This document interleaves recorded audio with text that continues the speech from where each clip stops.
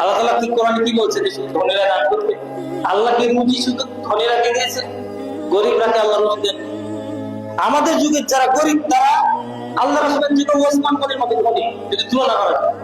আল্লাহ রাসূলের অবস্থা এমন ছিল, সেটি আলোচনাতে আমরা বুঝতে পারি।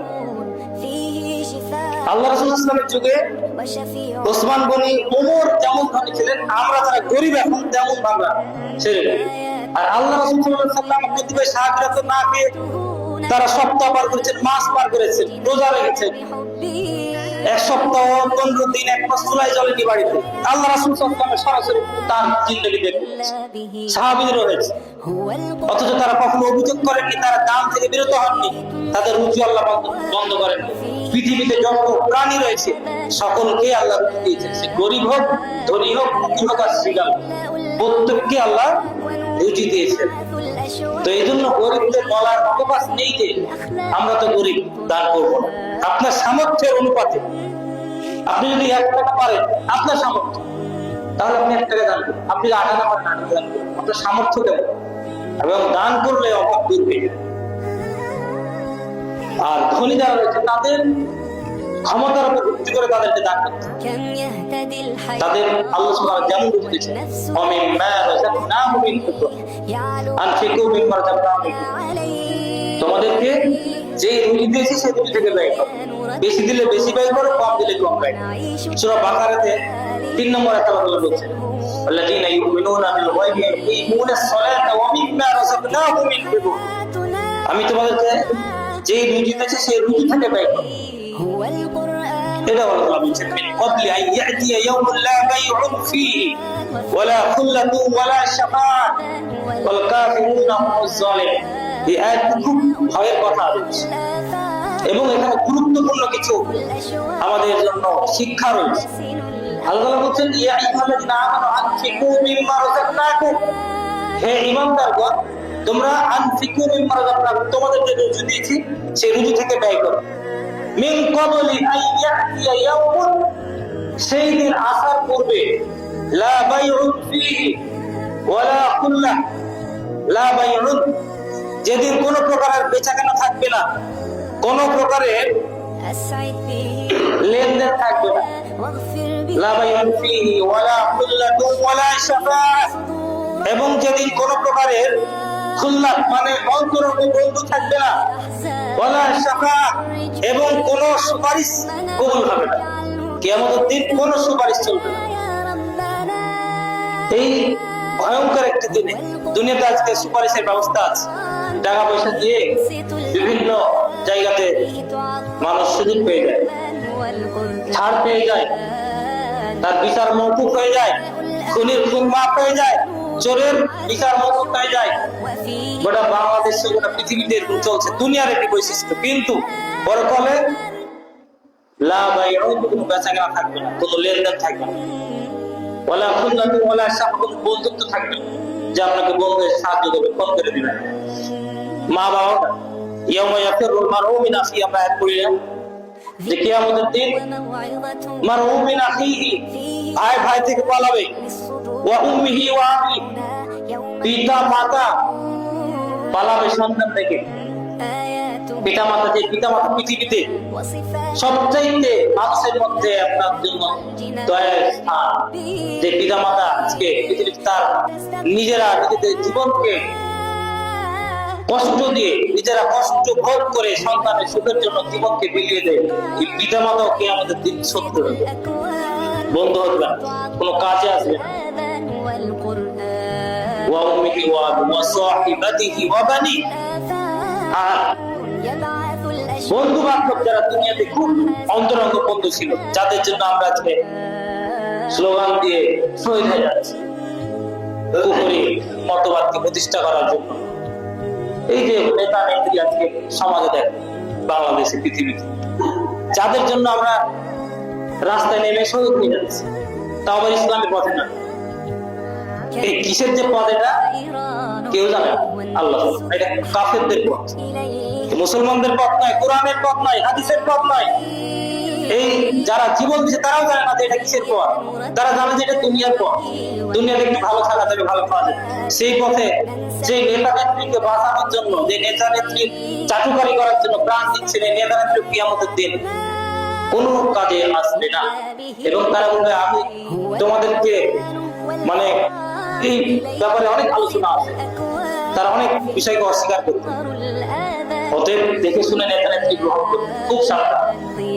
যাকে তাকে অন্তত যারা যাদের মধ্যে ইসলাম নেই, যারা ভালো নয়, বা যাদের মধ্যে ন্যায় নিষ্ঠতা নেই, যাদের মধ্যে মিথ্যাবাদিতা রয়েছে, যাদের মধ্যে অন্যায় অপকর্ম রয়েছে, বিভিন্ন ধরনের আরো পাপ কর্মের সমাবেশ রয়েছে, এই সমস্ত মানুষকে নেতা নেত্রী হিসেবে গ্রহণ করবেন না। এক কথায় যারা ইসলামকে কায়েমের জন্য এদেশে চেষ্টা করে না, তাদেরকে কখনোই নেতা হিসেবে গ্রহণ করবেন। আর যদি করেন, ওর সাথে আপনার হাসুন নাসর। আল্লাহ তাআলা বলেছেন আনতা মা'a মান আহবাবতা, তুমি তার সাথে তোমার হাসুন নাসর হবে, তার সাথে কিয়ামতের দিন তুমি থাকবে যাকে তুমি ভালোবাসো। আজকে আমরা কাকে ভালোবাসি? ইয়াউমা নাদউ কুল্লু উনাসিন বিইমামিহিম, আল্লাহ তাআলা বলেছেন কিয়ামতের দিন প্রত্যেক মানুষ তার নেতার সাথে সে থাকবে, তার নেতার সাথে তাকে আহ্বান করবে। অতএব এখনই চিন্তা করুন যে আপনার নেতাকে, আমার নেতাকে, এখনই চিন্তা করে আমির এবং নেতা নির্বাচন করতে হবে। যার বিষয়ে করবেন সে কি ধরনের মানুষ, এটা আমাদেরকে বিশেষ করে অন্ততপক্ষে যারা মুসলমান, যার মধ্যে যাওয়ার ইচ্ছা আছে, তাদের অন্তত এই জিনিসটি বিবেচনা করা উচিত। তো এই সমস্ত মানুষ সেদিন পলায়ন করবে, নিজের সন্তান তো পলায়ন করবে, নিজের মা বাবা পলায়ন করবে, নিজের ওয়াসাহিবাতিহি ওয়া বানি, সাহেবা এখানে স্ত্রী বলা হয়েছে, এবং বাবানি সন্তান সকলে পলায়ন করবে। যার যে স্ত্রী সন্তানের জন্য আজকে একটা পুরুষ সুদ কি ঘুষ কি কিছুই বোঝে না, চুরি কি ডাকাতি কি কিছুই বোঝে না, নিজের পেটের জন্য কেউ কিন্তু চুরি করে না, এটি খেয়াল করবেন। কেউ নিজের পেট ভরার জন্য চুরি করার প্রয়োজন হয় না, নিজের পেট ভরানোর জন্য, নিজের উদরপূর্তি করার জন্য ডাকাতি করার প্রয়োজন হয় না, নিজের পেট ভরানোর জন্য মানুষকে খুন খারাপি করার প্রয়োজন হয় না। যখন এই স্ত্রী এবং সন্তানের পেট ভরানোর জন্যই মানুষ চুরি করে, ডাকাতি করে, গুন্ডামি করে, তারপরে খারাপ নিদানের তৈরি করে, নিজের পেটের জন্য। একটা মানুষের পেট কোন ভারী না, খুব সামান্য, খেলে তার চলে যাবে। এই স্ত্রী সন্তান কেউ কিয়ামতের দিন কাজে আসবে। লিকুল্লি ইমরিইন মিনহুম ইয়াওমাইযিন শা'নুন ইউগনি, কিয়ামতের দিন সবাই নিজ নিজ পাপ কর্মের জন্য ব্যস্ত থাকবে, নাফসি নাফসি করে কোনো কাজ হবে না। আল্লাহ তাআলা এটাই বলছেন যে ওই দিন আসার পূর্বে, এই ভয়ঙ্কর দিন আসার পূর্বেই তোমরা দান খয়রাত করো, অন্য ইবাদতের কথা বলতে পারো, তোমরা নামাজ পড়ো, ওই দিন আসার পূর্বে তোমরা রোজা করো। ইয়াউমুল লা বাইউন ফীহি, ওই দিন আসার পূর্বে তোমরা সালাত আদায় করো, ওই দিন আসার পূর্বে তোমরা হজ করো, ওই দিন আসার পূর্বে তোমরা জিহাদ করো। এগুলো তো বলতে পারতেন, এগুলো বলবেন না কেন? আনফিকু মিম্মা রাযাকনাকুম মিন ক্বাবলি আন ইয়াতি ইয়াউমুল লা বাইউন ফীহি, ওই দিন আসার পূর্বে তোমরা দান করো। এই কথা আল্লাহ, এই দান এমন একটি ইবাদত যে আল্লাহ সুবহানাহু ওয়া তাআলা এর ব্যাপারে তার রাগ প্রশমিত করে না। as-সাদাকাতু বুরহানুন, মুসলিম শরীফের হাদিস, আল্লাহ রাসূলুল্লাহ সাল্লাল্লাহু আলাইহি ওয়াসাল্লাম বলেন এই দান এবং সাদকা হলো দলিল, জান্নাতে যাওয়ার দলিল, দান এবং সাদকা। ওয়াল কাফিরুনা হুমুজ জালিমুন, আর কাফিরাই হলো জালিম এবং অত্যাচারী। সম্মানিত হাজির, এই দানের বিষয়ে আল্লাহ সুবহানাহু ওয়া তাআলা সূরা বাকারাতে অসংখ্য আয়াত নাযিল করেছেন। যেমন সূরা বাকারা 374 নম্বর আয়াতে আল্লাহ বলেছেন ইয়ামহাকুল্লাহু রিবা ওয়া ইউরবিস সাদাকাত আল্লাহু লা ইউহিব্বু কুল্লা কাফফারিন আযীম। ইয়ামহাকুল্লাহু রিবা, আল্লাহ সুবহানাহু ওয়া তাআলা সুদকে নিশ্চিহ্ন করেন। রিবা মানে হচ্ছে সুদ। আমরা যে মানুষের এই শব্দটি ভুলে গেছি, সুদের বিষয়ে আলোচনাই হয় না। ইয়ামহাকুল্লাহু রিবা, আল্লাহ সুদকে ধ্বংস করেন, সুদের সম্পদকে ধ্বংস করেন। যে ব্যক্তি সুদী কারবার করে তাকেও ধ্বংস করে, কিন্তু সে বুঝতে পারে না যে তার পরকালের যে জান্নাত এটি তার ধ্বংস হয়ে গেছে, তার জন্য প্রস্তুতি হয়। দুনিয়াতে তার সমস্ত সম্পদ এবং আমলকে ধ্বংস করে দিবেন সুদের কারণে। এবং যারা সাদাকা করে, যারা দান এবং খয়রাত করে, তাদের এই দান খয়রাতকে আল্লাহ সুবহানাহু ওয়া তাআলা বৃদ্ধি করে দেন। দান এবং সাদাকাকে আল্লাহ তাআলা বাড়িয়ে দেন। আমরা মনে করি সুদের মাধ্যমে আমরা টাকা পাই। এই সুদে কাউকে যদি 10,000 টাকা দেয়, 1,000 টাকা সুদে পেয়ে গেলাম, তাহলে 11,000 মূল থাকলো আর আসল থাকলো আর 1,000 টাকা লাভ হলো, বিনা পরিশ্রমে বিনা খাতে। তো আমাদের এই জন্মতে আমরা মনে করি যে সুদ হলো আমাদের জন্য লাভ, আর সদকা দিয়ে দিলে তো পকেট খালি হয়ে গেল, কিন্তু আল্লাহ সুবহানাহু ওয়া তাআলা বলছেন এই সাদাকা খালি হয়নি। এই সাদাকা কিয়ামতের জন্য আল্লাহ সুবহানাহু ওয়া তাআলা তাকে যত্ন করে রেখে দিয়েছে। আল্লাহ তাআলা বলছেন মান জাল্লাযী ইউরিদুল্লাহু কারদান হাসানান ফায়ুদাইফু লাহু। আল্লাহ সুবহানাহু ওয়া তাআলাকে তোমরা উত্তম ঋণ দান করো। আল্লাহ সুবহানাহু ওয়া তাআলাকে ঋণ প্রয়োজন আছে, যিনি আসমান সৃষ্টি করেছেন, যিনি জমিন সৃষ্টি করেছেন, যিনি আমাদেরকে রুজি দেন, তার তো ঋণের দরকার। আমাদের উপকারের জন্য মানুষকে মসজিদ মাদ্রাসায় যে মসজিদ এবং মাদ্রাসার প্রয়োজন রয়েছে এবং যে মিসকিনের প্রয়োজন রয়েছে তাদেরকে দান করা হয়, এটি আল্লাহকে দেওয়া। আল্লাহ তো প্রয়োজন, এটা আল্লাহ রাস্তায় দেওয়া। এটি আমাদেরকেই আল্লাহ সুবহানাহু জান্নাতে প্রবেশের জন্য তিনি ব্যবস্থা করেছেন। ইকুরিদুল্লাহু ফারদান হাসানান ফায়ুদাইফু লাহু আদআফান কাসীরাতান। তিনি আমার এই দানকে বহুগুণে বৃদ্ধি করে দেবেন। 1,000 আমরা 10,000 টাকায় 1,000 টাকা সুদ পেয়ে আমরা অনেক বেশি পেয়ে গেছি। আল্লাহ সুবহানাহু ওয়া তাআলা এত বেশি দিবেন যে দুনিয়াতে তো দিবেন, অত কত হাজার বেশি করে দিবেন সে বুঝতে পারবে না। আল্লাহ গায়েবী ভাবে তার রুজি রোজগার জীবন যৌবনে এমন ভাবে বরকত দিবেন সে কল্পনা করতে পারে না। ওই 1,000 টাকা তার কাছে কিছুই নাই।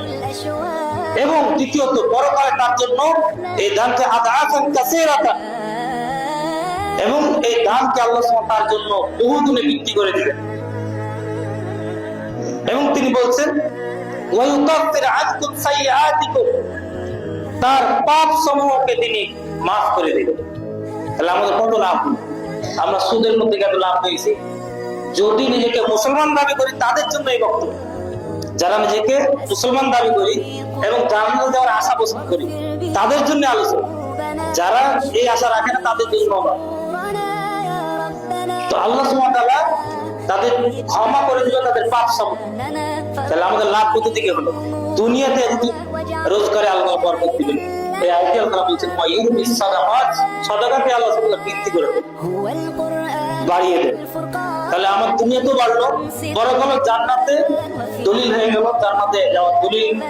এবং তৃতীয়ত আল্লাহ সুবহানাহু আমার জীবন এবং আমার যে বিভিন্ন গুনাহের কাফারা হয়ে গেল। ওই কাফির আনকুম সাইয়্যাতিকুম, আল্লাহ তাআলা বলেন তোমাদের গুনাহের কাফারা হয়ে গেল। এইভাবে আল্লাহ সুবহানাহু আরো অসংখ্য আয়াতে তিনি এই দানের কথা বলেছেন। মান যাল্লাযী ইউরিদুল্লাহু কারদান হাসানান বা ইন্নাল মুসাদ্দিকিনা ওয়াল মুসাদ্দিকাতি আখাযুল্লাহু কারদান হাসানান ফায়ুদাইফু লাহু ওয়া লাহু আজরুন কারীম। সূরা হাদীদে আল্লাহ তাআলা বলেন যে তোমরা আল্লাহকে ইন্নাল মুসাদ্দিকিনা ওয়াল মুসাদ্দিকাত, দানশীল পুরুষ এবং দানশীল নারী যারা আল্লাহকে উত্তম কর্জ দান করে তাদের জন্য পরকালে রয়েছে ওয়া লাহু আজরুন কারীম, সম্মানজনক পুরস্কার, তা হলো জান্নাত।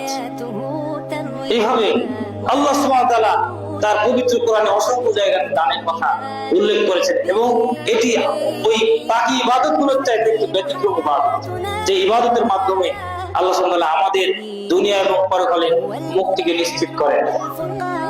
এই দানের বিষয়ে আবু হুরায়রা রাদিয়াল্লাহু আনহু থেকে বর্ণিত, তিনি বলেন যে একদা আল্লাহ রাসূল সাল্লাল্লাহু আলাইহি ওয়াসাল্লামের কাছে একজন ব্যক্তি আসলো তার মেহমান হিসেবে। তো আল্লাহ রাসূল সাল্লাল্লাহু আলাইহি ওয়াসাল্লাম তার বাড়িতে খাবার পাঠালেন সাহাবীদেরকে দিয়ে যে খাবার দাবার আছে কিনা, মেহমানের সম্মান করার জন্য। এখন তো মেহমানদারি উঠে গেছে, মেজবান এবং মেহমান উভয়ের সমস্যা রয়েছে। আল্লাহ রাসূল সাল্লাল্লাহু আলাইহি ওয়াসাল্লামের বাড়িতে কোনো খাবারই নেই, খবর আসলো যে পানি ছাড়া কোনো খাবার নেই। সুবহানাল্লাহ। তিনি হচ্ছেন আশরাফুল আম্বিয়া, তিনি সমস্ত নবীগণের শ্রেষ্ঠ নবী এবং তিনি নেতা। তার বাড়িতে খাবার, আরো সব হাদিস রয়েছে যে মাসের পর মাস চুলা জ্বলতো না। এই সামান্য এটা ওটা খেয়ে তিনি রোজা রেখে ভাবের জীবন যাপন করতেন। তারপরে আল্লাহ সুবহানাহু ওয়া তাআলার প্রতি তাদের কোনো অভিযোগ ছিল না। তারা কোনোদিন অভিযোগ দেননি যে আমার কেন খাবার নেই, বরং তিনি দোয়া করতেন যে মিসকিনদের সাথে যেন আমাদের চলাফেরা বা আমার হাসর নাসর। কারণ যারা গরিব রয়েছে তারা ধনীদের 500 বছর আগে জান্নাতে যাবে, আর ধনীরা যদি এই গরিবদের মর্যাদা নিতে চায় তাহলে তাদেরকে দান করে করে সেই মর্যাদা লাভ করতে হবে। তো আল্লাহ রাসূল সাল্লাল্লাহু আলাইহি ওয়াসাল্লামের বাড়ি থেকে খবর আসলো যে পানি ছাড়া কোনো খাবার, এখন কি এরকম কোনো মানুষ আছে পানি ছাড়া কোনো খাবার? তো আল্লাহ রাসূল সাল্লাল্লাহু আলাইহি ওয়াসাল্লাম বলে, কে এমন আছো যে আমার এই মেহমানের মেহমানদারি করবে? তো আকালা একজন সাহাবী মানে আনসারী, আকালা রাজুলুম মিনাল আনসার, আনা রাজুলুম মিনাল আনসার মানে আনসারীদের মধ্যে একজন সাহাবী আবু তালহা রাদিয়াল্লাহু তাআলা আনহু বললেন যে আমি আপনার মেহমানকে সম্মান করব। তো এই বলে তিনি তার মেহমানকে নিয়ে চলে গেলেন। তো বাড়িতে গিয়ে জিজ্ঞেস করলেন যে কোনো খাবার দাবার আছে? কিন্তু তিনি বললেন যে বাচ্চাদের জন্য শুধু খাবার আছে, মানে খুব সামান্য, এই সামান্য খাবার রয়েছে, তাছাড়া কোনো খাবার নেই আমাদের। তো তিনি বললেন যে এই বাচ্চাদেরকে তুমি যদি খেতে চাও তাহলে ঘুম পাড়িয়ে দাও, মানে এত সামান্য খাবার রয়েছে যে বাচ্চারা যদি খায় তো মেহমানদারি করা হবে। তো বাচ্চাদেরকে ঘুম পাড়িয়ে দেওয়া হলো এবং খাবার প্রস্তুত করতে বলা। প্রস্তুত করার পরে তিনি যখন তাকে নিয়ে খেতে বসলেন, তো তার স্ত্রী আবু তালহা রাদিয়াল্লাহু আনহার স্ত্রী এক বুদ্ধি করে ওই চারাকটা নিভিয়ে দিলেন, বাতিটি নিভিয়ে দিলেন, যাতে মেহমান যদি বুঝতে পারে যে বাড়িতে খাবার নেই, মেহমানকে বুঝতে দিতে হয়, যদি বুঝতে পারে যে বাড়িতে খাবার নেই তাহলে সে খাবে না।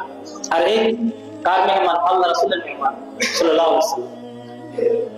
তো বাতিটি নিভিয়ে দিলেন এবং তারা মুখ দিয়ে একটা আওয়াজ করতে লাগলেন, সকলে খাচ্ছেন, একমাত্র মুখে খাবারের আওয়াজ করতে লাগলেন এবং মেহমান খেয়ে সে তৃপ্ত হলো এবং সকালে সে চলে গেল। খালাম্মা যখন সকাল হলো, গদা ইলা রাসূলুল্লাহ সাল্লাল্লাহু আলাইহি ওয়াসাল্লাম। এই কাজ কিন্তু কেউ জানে না, আল্লাহ জানে। যে অন্ধকারের মধ্যে কাজ করেছে, বাচ্চারাও জানে না, স্বামী স্ত্রী শুধু, মেহমানও জানে না যে তারা এইভাবে তার মেহমানদারি করবে, শুধু আল্লাহ সুবহানাহু ওয়া তাআলা জানে। এর মধ্যে আল্লাহ সুবহানাহু ওয়া তাআলা তার আল্লাহ রাসূলকে জানিয়ে দিয়েছেন, তার প্রতি আয়াত নাযিল করে দিয়েছেন সূরা হাসরের 9 নম্বর আয়াত। আল্লাহ তাআলা বলছেন যে তারা নিজেদের চাইতে অন্যদেরকে প্রাধান্য দিয়ে থাকে এবং যারা অন্তরের কার্পণ্য থেকে, এই অন্তরের কৃপণতা থেকে যারা মুক্তি লাভ করেছে তারাই সফলকাম। এই একটা বলতেছে। তো সাহাবী যখন কালামাইল ওয়াদা ইলা রাসূলুল্লাহ সাল্লাল্লাহু আলাইহি ওয়াসাল্লাম আল্লাহ রাসূল সাল্লাল্লাহু আলাইহি ওয়াসাল্লামের কাছে সকালে গেলেন ফজরে, তখন আল্লাহ রাসূল ফাকালা তাকে বললেন দাহিকাল্লাহ, আল্লাহ তোমরা এমন, মানে সে কিছুই বলেনি কিন্তু ওই কিন্তু হয়ে গেছে, তোমরা এমন কি করেছো? দাহিকাল্লাহ, আল্লাহ তোমাদের জন্য এসেছেন। সুবহানাল্লাহ, আল্লাহ তোমাদের প্রতি সন্তুষ্ট হয়ে গেছেন এবং আওয়াইবা, তিনি অত্যন্ত খুশি হয়েছেন, অত্যন্ত তোমার উপর সন্তুষ্ট। কি এমন কাজ করেছো যে তোমরা, তোমাদের উপর তোমাদের উভয়ের উপরে আল্লাহ সুবহানাহু ওয়া তাআলা সন্তুষ্ট হয়ে গেছে।